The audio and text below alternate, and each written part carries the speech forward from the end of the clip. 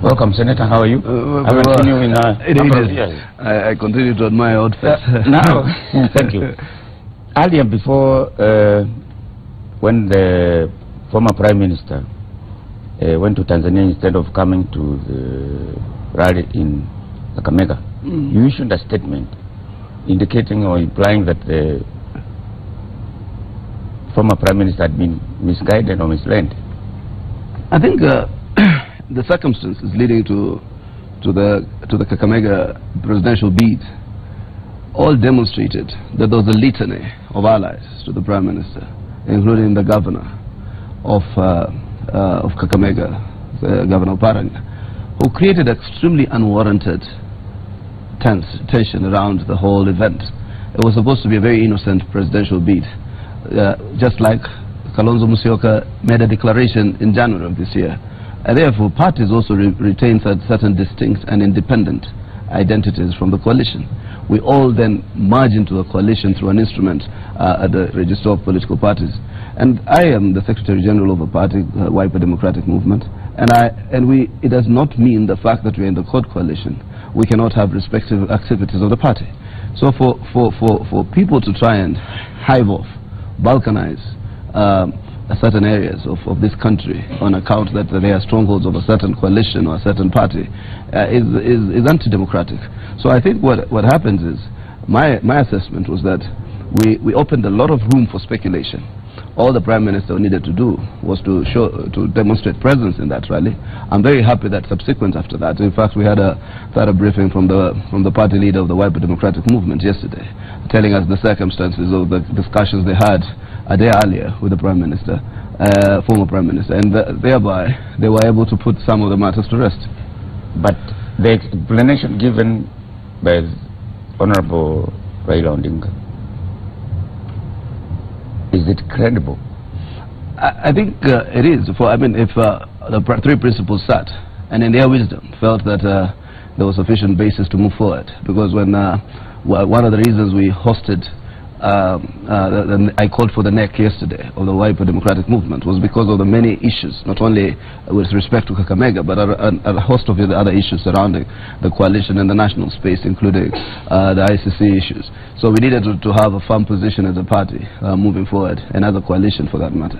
So we also accepted his briefing on the basis that the Prime Minister did indicate how he was waiting for matters to stabilize in Kakamega, at the same time being awaited for another appointment in Mwanza by the President of Tanzania.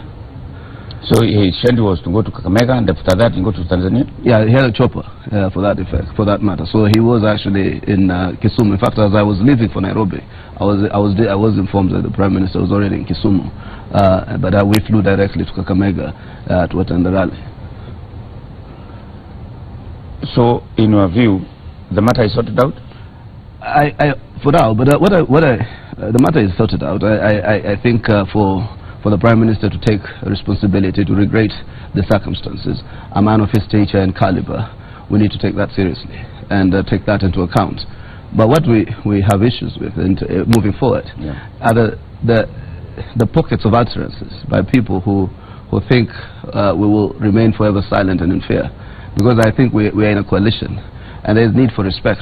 You see some very nondescript actors within the coalition, very nondescript, people who count for nothing in terms of real political capital for the coalition, posting, provocative messages or posting their Facebook saying they're ready for a divorce. Which divorce? Maybe you should bring that up, because not many viewers go to that Twitter or... No, I'm just talking about nondescript actors. People who... What have you said? Saying that now they're ready for a divorce if other coalition partners want to take a walk. In fact, I can dismiss him, but I found what my counterpart, Secretary General Ababu Namwamba, said quite unfair, unfortunate, that those who have issues with the court coalition to ship out. Nobody's going to ship out. Ababu must realize these are elections that are won and lost or stolen by a mere couple of thousand votes. This is an election within the constitutional preserve, is won by 50 plus 1 vote. But so for him to make those types of statements is extremely unfortunate. Would you describe Abu Namwamba as nondescript? That's what I'm saying. At least for Abu Namwamba, I do take that seriously. And I heard the party leader for the Ford Kenya saying that when he had some of the pronouncements that are made, he thought that it was important to meet the owner of the dog. Which means they met with the principal of the ODM party to try and resolve some of these issues. I think, though, in any marriage, there are certain challenges time and again. These challenges sometimes make you stronger. I want to believe this is one of those challenges that is going to make us stronger. Yesterday we had the Wiper NEC meeting, which we did discuss a number of coalition issues, including various programs looking forward that are joint programs to continue to strengthen the bonds of the coalition moving to 2017, and to take stock of some of the issues we have great reservations about, and convene a coalition meeting so that we can be able to candidly discuss some of the issues. So this is not the fact that there is the internal discussion does not mean the coalition is fractured. It just means we are a robust democratic institution. We saw Wetangula launching his presidential bid in Kakamega. And I attended. And we have seen former Prime Minister always campaigning. But the chairman or the leader of your party, it doesn't seem to be very active in terms of these matters. You don't watch TV regularly in the evening. But the leader of my party is always on the ground. He has launched his presidential bid. He's constantly in Kwale. He's in Malindi. He has been in various parts of this country in the recent past, particularly in the last 3 to 4 months.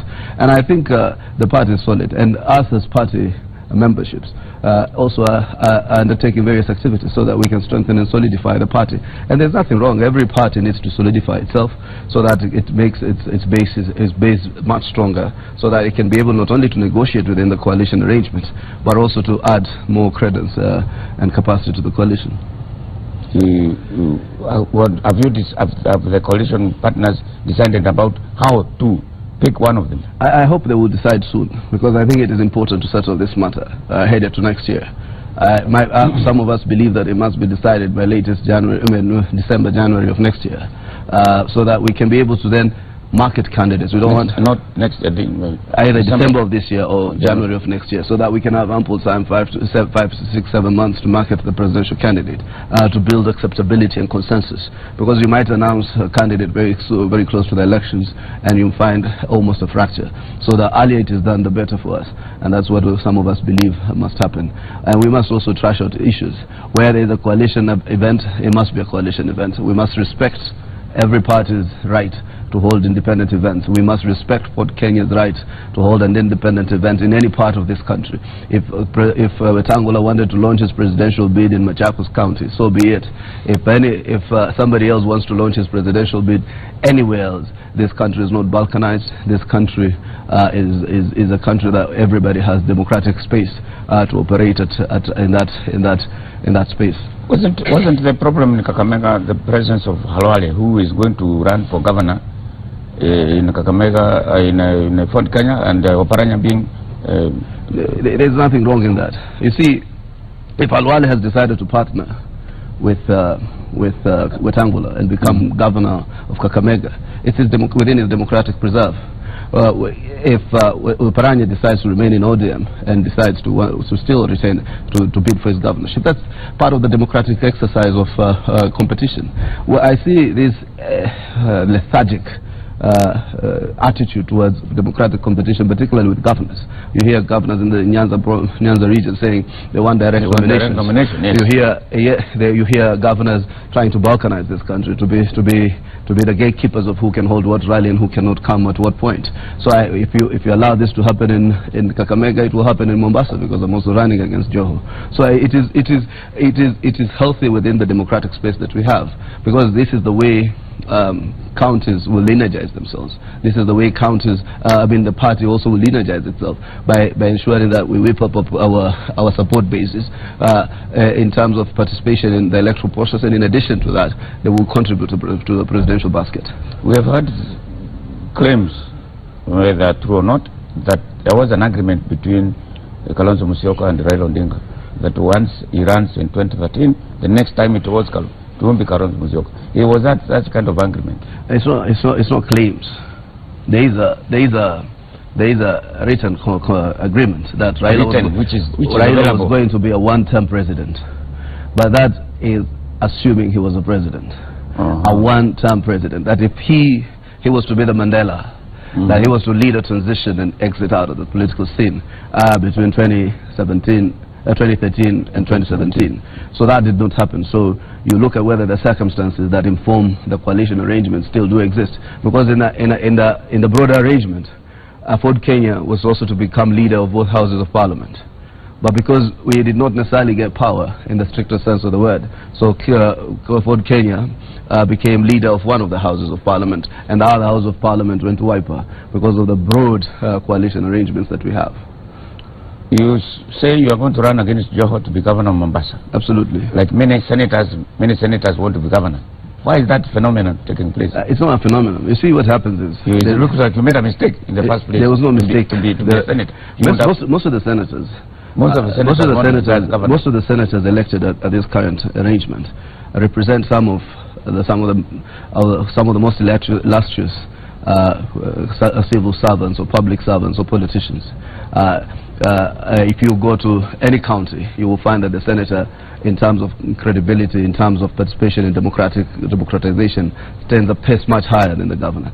You look at the senators, you see you're talking about Boni for that matter, you're talking about Wetangula, you're talking about Orengo, you're talking about Kiraitu Murungi, talking about Yusuf Haji, you're talking about some of the biggest brand names in Kenya. So what has happened, looking at counties from the top, you realize that there's a certain vision and aspirations that we had as a country. And to impact on policy change, to impact on substantive, tangible progress in terms of a county, you need the executive functions. You know, there was a time when you were both a legislator and executive, that in the morning you go to your ministry and in the afternoon you go to parliament and answer questions. So I think what has happened is they realize that as a collegiate, the impact on influencing policy formulation with certain programs of social democratization or social justice is much harder, and most of these governors don't imbibe those values. You see a runaway governorship who are only interested in their motorcades and some pomp around their security. We have been hearing an average of 10 to 15 guards per governor, and many of these issues that have created such a largesse. Almost, in fact, people are not disillusioned about devolution. They're disillusioned about how governors have structured, you know, those counties into almost fiefdoms. Okay, thank you very much. I wish you luck when you run for Governor of Mombasa. Asante sana. Asante. We will now go for a commercial break.